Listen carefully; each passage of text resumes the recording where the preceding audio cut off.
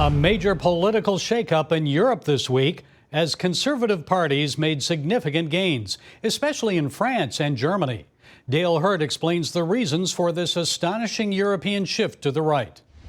Right-wing parties are already in power or supporting governments in 7 out of the EU's 27 nations. And they've become major political players in several other nations. Anti-immigrant firebrand Geert Wilders is about to take over the Dutch government. A big reason behind the surge of the right in Europe is that Europeans have become much poorer. One study found that the average EU country is now poorer per capita than every U.S. state except Idaho and Mississippi. Critics blame over-regulation, high taxes, falling wages, and higher energy costs. Much of that due to the EU's Green Deal to stop climate change. While Brussels worries about the end of the world, many Europeans are just trying to make it to the end of the month with their paychecks. Holger Thus is a German energy and climate expert. Basically, it's pure desperation. People want change, and they want to feel it, they want to see it in their wallet. The European right gets called far right, radical right, Nazi, and fascist. In most cases, though, their policy positions would look like America's Republican Party.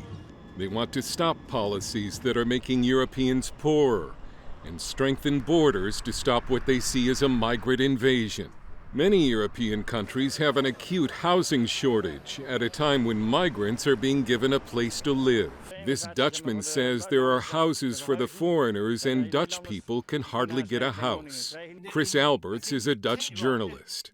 Years ago, it was already difficult to find a house in Amsterdam that was affordable. But now, if you would go to distant cities that probably no one in America has ever heard of, even there, it's impossible to find a house that is affordable. Frank Ferretti, the executive director of the think tank MCC Brussels, is considered to be a major intellectual force in the European right. He's hopeful this election will blunt harmful policies from Brussels. On balance, I think the prognosis is positive, but it's not going to be such a radical transformation as many people hope. You have to remember that the European Union is a very anti-democratic institution. It's a massive bureaucracy. So my fear is that this massive bureaucracy is still going to be there the day after the election. Dale Hurd joins us with insights on the European election results.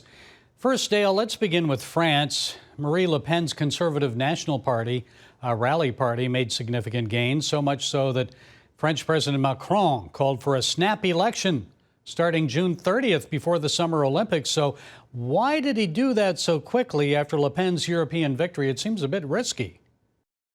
I think it's all he had. We call it going for broke or Hail Mary. He really didn't have a choice, but I think he's probably already cleaning out his office.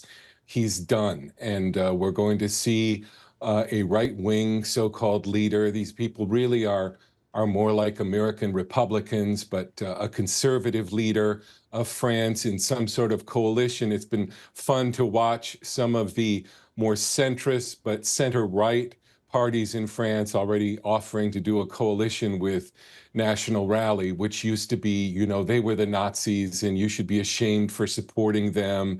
In fact, Macron again said you should be ashamed for offering to do a coalition government with them. It's shame, shame, shame. But the French people have had enough, and France is going to have a right-wing government. Well, what about Germany? Conservatives made gains there, but the most notable jump came with the far-right AfD party. So what might that mean for German immigration policy? And again, we call it far right, but I've looked at their platform. In some ways, they're not as far right as U.S. Republicans. But yeah, it's the big impact in Germany is it made the chancellor look so bad because he didn't even finish second. Actually, the first place was a center party, and then AfD, and then Scholz's party. But the Germans are suffering. And as I mentioned in my piece, one concern is poverty in one of the wealthiest regions in the world. They're being ground to powder economically by this Green Deal and net zero, and they're sick of it. And so the Green Party in Germany did terrible. And so, that's going to be the first thing to take a hit in Brussels are these wacky green policies. You've seen how they've persecuted farmers over it, that's going to be blunted. And then, of course, open borders. So, Dale, what will this conservative shift mean for European foreign policy? I'm thinking mainly about Russia and the war in Ukraine. It's certainly going to tilt everything more in Russia's favor. And to me, because I am not a fan of Putin or of Russia, and I think Americans who think Russia is somehow a good guy are sadly mistaken. But you have this current running through Europe as well. And it's similar to here. People don't want anything to do with whatever Biden supports. And if he supports Ukraine, then it must be bad. It's similar in Europe. Brussels supporting Ukraine has made, conservatives in different countries allergic to that whole war and to supporting Ukraine. So I think we will see a change there. Well, and if this were the U.S., we'd call it a red wave. So how likely is this to set a precedent, a red tsunami maybe, spreading across the Atlantic to the U.S. election in the fall? That's an interesting point because Europe's left-wing parties and the Democrats have the same problem. They've lost the working class because they've become parties of the college-educated and of environmentalists and people pushing a radical sexual agenda. The people, working families with children, they can't relate to. It's this debate, as I have mentioned, between the end of the world because of climate change and trying to make it to the end of the month with your paycheck.